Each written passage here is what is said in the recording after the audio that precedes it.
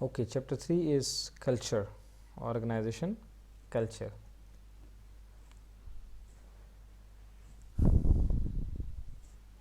Okay, culture was expressed by Handy. You remember there were three people, the topmost was Handy, right? Handy had a lot of contribution in defining the culture for our organization. So Handy said that the sum total of belief, knowledge, attitude, norm, custom that prevail in the organization. Now here comes your memory, right? So if you know the definition given by the Handy, I have explained, if you remember, in the lectures, so you can easily figure out that it is not the definition of that is given by the Handy, right? It's not correct. So just directly you can eliminate this option, one only, and then automatically this option is also gone. If one is gone, so this option is also gone, right? The tales of the company creation, such as difficulties of the founder had to face and how she or he managed to overcome them successfully, often form a part of the culture. You see, it's true. Why? Because the way the company was formed and how they did it initially, let's suppose they had a lot of failures and then they evolved it, and they participated, they offered delegation, and they have focused on the enthusiasm and team building and motivation. So that all then becomes the part of the organizational culture, right? So it comes. So here you see the Handy's definition was what? It was the way we do the things around here. Now you might remember, right? It was not the definition of total sum of belief, etc.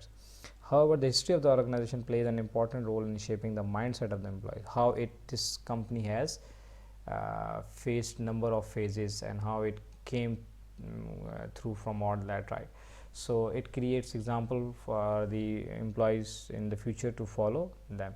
So only option B is the right option. 2 is the right option, right? Okay, John begins a new job at a company. He discovered that unlike his previous job, all the staff members dress it's casually, not casually, right? Casually. Now previous means in previous organization people used to dress formally, but in new organization he noticed that people are wearing casual dresses. Now according to Session, he was also one of those three who made a lot of contribution in the organizational culture. Which level of the culture is John observing? Artifacts, espoused value, informal rules, basic assumption. You see, there is it's nothing about informal rules, and it's nothing is mentioned about the assumption as well. No, wearing the dressing is not values, it's visible kind of things. So we say it's artifacts, right?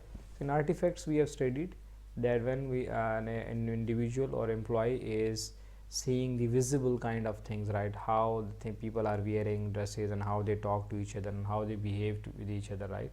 So here, since he is noticing about the dresses, that people are wearing casual dresses, so it's about artifact. Which of the two following are cultural types identified by Handy? Role, bureaucratic, person, and individual. You see, now again it comes to your memory. If you remember that the four things that were identified by the Handy was person, role, task, and power. So person and role, 1 and 2. So where it's mentioned 1 and 2, right? So 2 marks. This is 2 mark question, right? So you have to, again I am telling you that you have to see if 2 mark questions, you need to focus a little more on it, because one option gives one right option, or one right decision gives you 2 marks, and one wrong decision you are going to lose 2 marks, right? Not negative marking, but you lost basically, right? Okay,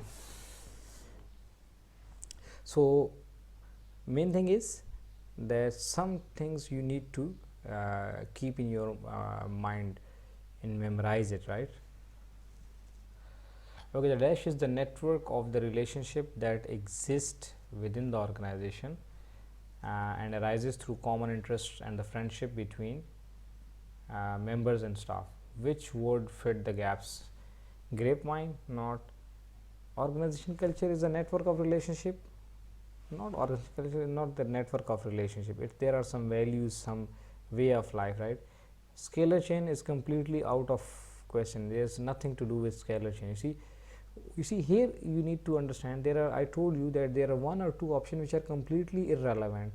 So you can simply pick it out, and then you have two options, grapevine and informal. So these are now closed options. So it's the right option is the informal organization. If you remember, we discussed that in informal organization is not a formal it's not mentioned in the organizational hierarchy, but it is existing as it's all about the informal kind of thing, like you see network relationship that exists within the organization and arises through common interest and friendship. People, how they are dealing with each other, what are their common interests, and how they share with each other. So that's not mentioned in the organizational hierarchy, but it's a kind of informal organization. Okay, from chapter number 4, what we have, information technology.